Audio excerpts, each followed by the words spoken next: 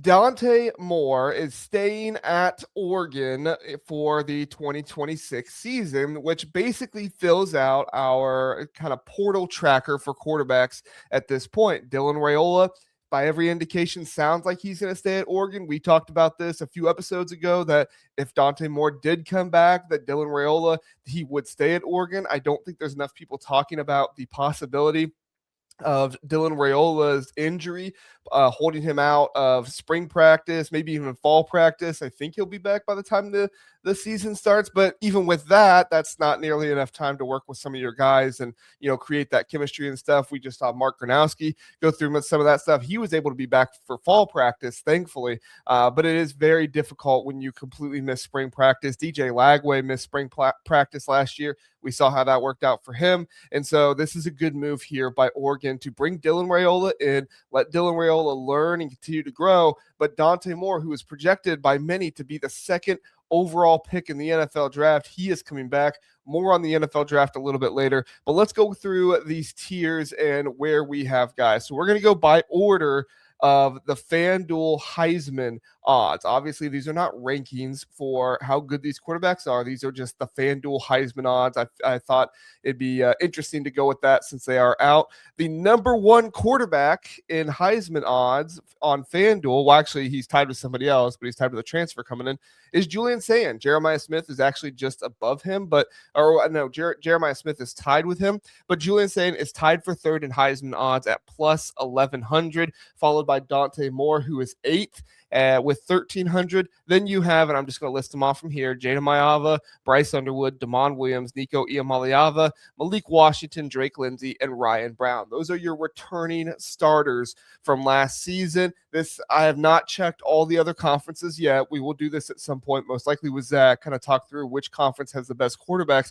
But that is a lot of quarterbacks coming back from their teams, right? That's half the conference is returning their starting quarterback for this coming season. I think it really bodes well for a lot of these teams. Even a guy like Julian Sayin, who Ohio State fans were not super happy with the way the season ended for him, with kind of faltering under pressure a little bit in the pocket and some of that stuff. People need to remember, though, he was only a redshirt freshman last season. I think he might be a sophomore on Ohio State's website, but second year guy. And then you have a guy like Dante Moore, who's really his first full season starting. And one of the reasons why I am so high on Dante Moore next year is because of that experience, that coming back, being more familiar with the Oregon offense, which should not change all that much with them promoting from within, but we'll kind of see how that works out there. But Dante Moore going to be coming back with a lot of the same coaching staff as next year.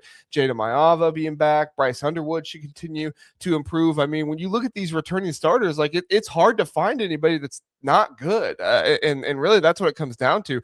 Ryan Brown, yes, at Purdue, he struggled with turnovers and stuff this season, but he was also doing a lot for this Purdue team last year to get them to the point that they were, and it being close against certain teams like Michigan. They were close in that game. Purdue was one of the few teams that Ohio State did not cover against in the regular season last year. Ryan Brown had a 59% completion percentage, 2,153 yards. So it wasn't like he had the most spectacular season in the world, but he is a guy that you would think, as Purdue continues to progress and Barry Odom is there longer, he should be a guy that is able to improve. You have the three guys that all led the Big Ten in passing yards last season, all coming back. Fernando Mendoza could possibly pass Dante Moore, as he has 3,349. Dante Moore has 3,565, so still over 200-yard difference there. But bringing back this many quarterbacks in your conference to return as starters, it does suck for USC fan losing Hassan Longstreet, but at the end of the day, sounds like, he wasn't fully invested in USC anyway, because he's decided to go to LSU to presumably be the backup there as well, which doesn't make all that much sense to me. Lincoln Riley's a better QB guru, QB developer than Lane Kiffin is. And Lane Kiffin's not bad. It's just Lincoln Riley is the best or second best in the country. One of those two, at least as a head coach that works with his quarterback and stuff. So you are losing out on guys like Fernando Mendoza, Ethan Kaliakmanis, Ethan Kaliak-Manis, Luke Altmaier. But I mean, a lot of these guys that were near the top, in passing yards are still up there. Damon Williams is returning after everything he had going on, and Malik Washington and Bryce Underwood, they're returning as well. So really good crop of returning starters this next season. And what's really interesting is like Malik Washington could come back for another year. Bryce Underwood can come back for another year after that because they're still only second year guys. All right, let's get to the transfer guys coming in to start. Josh Hoover from Indiana. He is the one that is tied for third in Heisman odds with Julian Sayin at plus 1100. Then after that, you have Rocco Beck, 22nd, Anthony Calandria, 32nd, Colton Joseph, 43rd, Caton Hauser, 45th, and Aiden Childs also tied for 45th. I mean, you have guys who, Aiden Childs, who started in the Big Ten last year, albeit, he was pulled from a starting job, but he remains in the Big Ten, continuing to kind of boost up the quarterback level in this conference. He's going to be there with Chip Kelly at Northwestern. That's going to be really interesting to see. Josh Hoover's really high up there. I'm still not counting Alberto Mendoza out completely there at Indiana. I've heard what a lot of people say about, he's not as special as Fernando and all that stuff. And I get that. I'm not trying to say that he's going to take the job from Josh Hoover. I'm not predicting that to happen. I'm just saying, Alberto Mendoza does not seem like the kind of guy to me that's going to give up easily on this. So I'm going to continue to kind of monitor that situation with Josh Hoover, Alberto Mendoza there, Rocco Beck, Anthony Calandria, Colton Joseph. We've talked about him in other times. We think he could be a really nice piece for this Wisconsin team. And so that's going to be interesting. The only other one that is who is returning to start, not a returning starter. He did start at the end of the season, but I would put him under the category of returning to start, and that is Alessio Milovicic. I apologize if I'm saying that wrong. I really need to start practicing that name better. But Alessio from Michigan State, he started the final, I think it was 2 or 3 games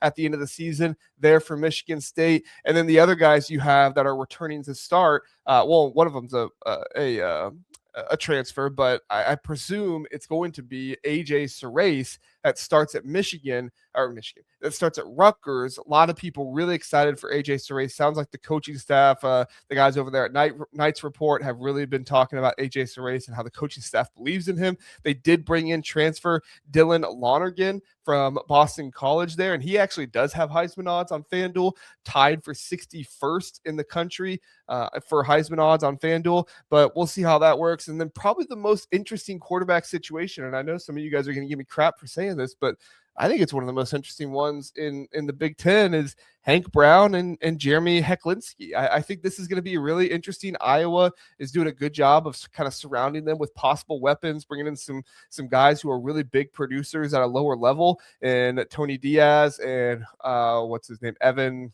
the other wide receiver from Furman. I apologize, I'm blanking on his name there. I just talked about him in the last episode, but I think that's going to be a really interesting battle.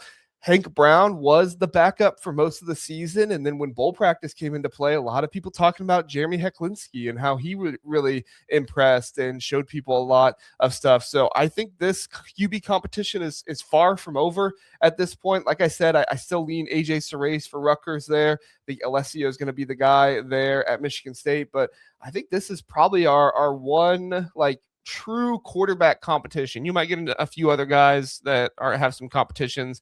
Nebraska kind of rebuilt their quarterback room, so I wouldn't be surprised if Nebraska has a competition with Anthony Calandria. I still lean him to be the guy there. But Illinois, their quarterbacks transferred out. Aiden Childs doesn't really have any competition there with Ryan Bowe at Northwestern. So going to be really interesting stuff. Would love to know what you guys think about these quarterbacks. How do you feel like the Big Ten did getting quarterbacks to be starters this year? And do you have any thoughts on Hank Brown and Jeremy Hecklinski? Who do you think, if you're an Iowa fan, who do you think is going to be starting next year? Would love to hear your thoughts.